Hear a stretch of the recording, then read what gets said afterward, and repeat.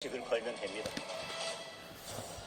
그러면서 요구하는 쪽에서도 정치적 책임을 져야 할 거라고 했는데요. 이 말 이걸 어떻게 이해해야 할까요, 오 시장님? 이미 제가 입장을 밝혔습니다만은 사실 동문서답을 하고 있는 거라고 저는 생각을 합니다. 사실 선거를 앞두고 당신만 바라볼 게 아니라 민심의 넓은 바다로 가서 유권자들이 납득할 만한 당의 노선을 정립해달라는 취지의 요청을 계속 드리고 있는 거거든요. 그런데 갑자기 당신을 물어서 노선을 정할 텐데 그런 요구를 하는 것조차 당신들의 자리를 걸어라. 이제 이렇게 말씀하시는 모습을 보면서 제가 좀 허탈하고 실망이 컸습니다. 사실은 핵심은 결윤, 다시 말해서 크게 잘못한 계엄, 이 계엄을 우리 당은 반성한다 하는 입장을 분명히 하고 그것을 기조로 해서 당을 운영할 때 비로소 지방선거를 치를 수 있는 바탕이 마련된다. 거기에 대한 언행일치의 변화된 모습을 보여줬으면 정말 좋겠습니다. 어제까지 당 대표에 대한 사퇴나 재심 요구를 요구한 분이 없는 것으로 알고 있습니다. 이 문제는 결국 한동훈 전 대표에 대한 제명으로 시작된 부분이었고 당대표의 재신임과 그리고 사퇴의 요구는 더 이상 유효하지 않은 것으로 저희는 이해를 하고 있습니다. 제가 오세훈 시장님을 이제 20년 넘게 이제 뵙고 있는데 최근처럼 이렇게 단호하고 확실하게 얘기하시는 모습을 본 적이 없어요. 굉장히 온화하고 합리적이고 뭐든지 융통성 있게 일을 진행하시는 분인데 요즘은 이제 반장동혁이십니까? 반장이십니까? 라고 물어볼 필요도 없을 정도로 반장동혁의 기수처럼 이제 떠올랐어요. 그래서 많은 분들이 해석하기를 저 오세훈을 당권파가 버리는 거야? 그래서 나경원하고 신동우를 대안으로 생각하는 게 아니야? 이런 얘기 한 번쯤은 들어보셨을 거예요. 그런데 지금 서울시장 후보 경선을 어차피 치러야 되는데 이런 상황에서 이렇게 가시면 유리하진 않으실 것 같은데 어떻게 생각하세요? 당내 경선이 유리하지 않다고 네. 말씀이신가요? 저는 그렇게 생각하지 않습니다. 저는 우리 당원 여러분들을 믿습니다.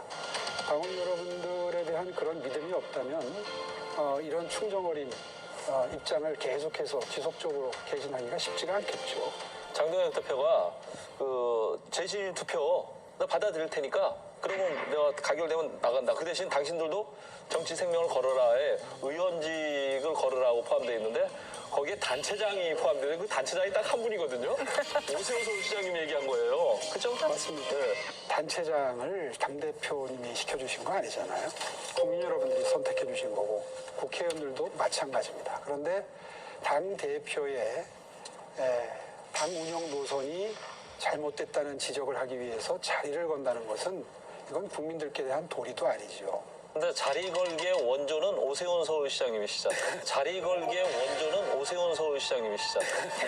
2016년도에 무상급식 때 자리를 이제 걸고 이제 하셨는데 좀 민망하지 않으세요?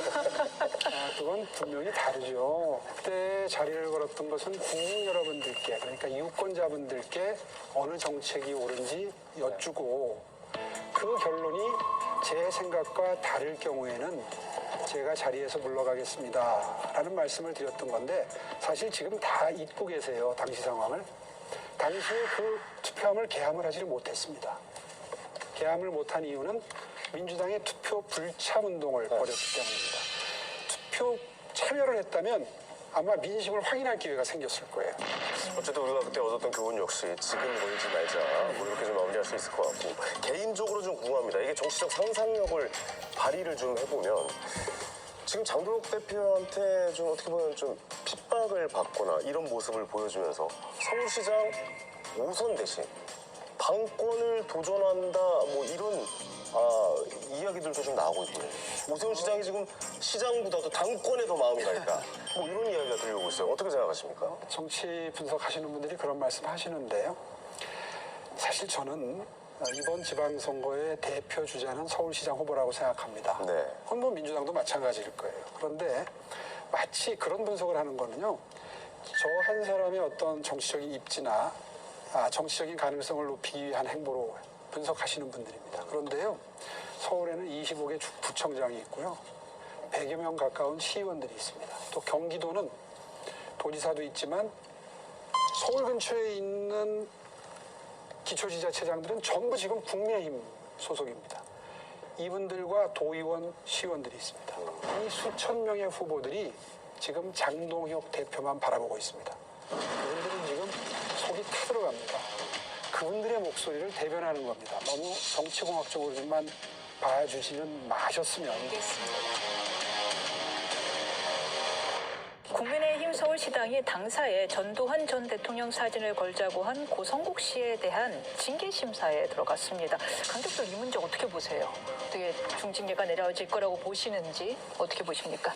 그냥 저 말 자체가 나온 거 자체가 잘못된 거죠. 사실 저게 진짜로 현실로 이루어진다면 지방선거 하지 말자라는 의미와 뭐가 다릅니까? 근데 저런 이야기가 나오고 저분께서 이제 당원으로 가입하시고 이슈가 많이 되고 있잖아요.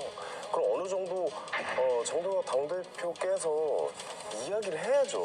다소 오해가 있는 것 같습니다. 그 문제에 대해서 저희 당은 전혀 검토한 바가 없습니다. 그리고 지금 전형 사진을 걸어야 하는지에 대한 필요성, 적정성에 대한 논의도 전혀 한 바가 없습니다. 저런 지점들에 있어서 선거는 한쪽 분야에 계신 분들만 갖고 하는 거 아니잖아요. 저 그래서 국민의힘이 좀 어떻게 보면 좀 한쪽으로 너무 좀 기울어가고 있는 이 분위기 속에서 중심을 좀 잡아줬으면 좋겠다는 생각이 좀 듭니다. 그래서 징계 절차에 들어갔다는 건데 사실 고성국 씨 같은 경우에는 뭐 한동훈 다음은 오세훈이다 이런 이야기도 했고요. 뭐 이게 사실 당 이름을 뭐 전한국당으로 바꿔라 뭐 이런 얘기까지 나올 정도로 전환기를 고성국 앞에서 지금 막구 실력자로서 행사를 하고 있는데 징계가 이루어질까요? 고성국 일단 데스노트에 오르신 분의 말을 먼저 들어보고 얘기해야 될 것 같아요. 글쎄요, 뭐 이것도 또 싸움을 붙이려고 그러시는 것 같은데 이런 일이 있었습니다. 고성국 씨가 진행하는 유튜브 방송에 출연한 적이 있습니다. 그때 제가 그 자리에서 이런 직격을 했습니다. 생계형 유튜버가 문제다. 저는 그게 고성국 씨라고 말한 적이 없는데 고성국 씨가 굉장히 흥분을 하시더라고요. 그리고 방송 끝나고 나서 생방송이었기 때문에 방송 끝나고 나서 뭐 굉장한 항의를 받았습니다. 그 앙심이 지금까지. 글쎄요, 뭐 그 감정이 지금도 남아있는지 그건 모르겠습니다만은 나라를 위해서 유튜브를 하는지 아니면 다른 목적이 있는지는 지켜보시는 국민들이 판단하실 거라고 저는 생각을 합니다. 어쨌든 지금 이 보수 유튜버들 중에 그런 사심을 가지고 유튜브를 진행하시는 분들이 분명히 있다. 저는 그렇게 생각하고요. 그런데 우리 당이 휘둘리면 안 된다 하는 것도 단호하게 말씀드립니다.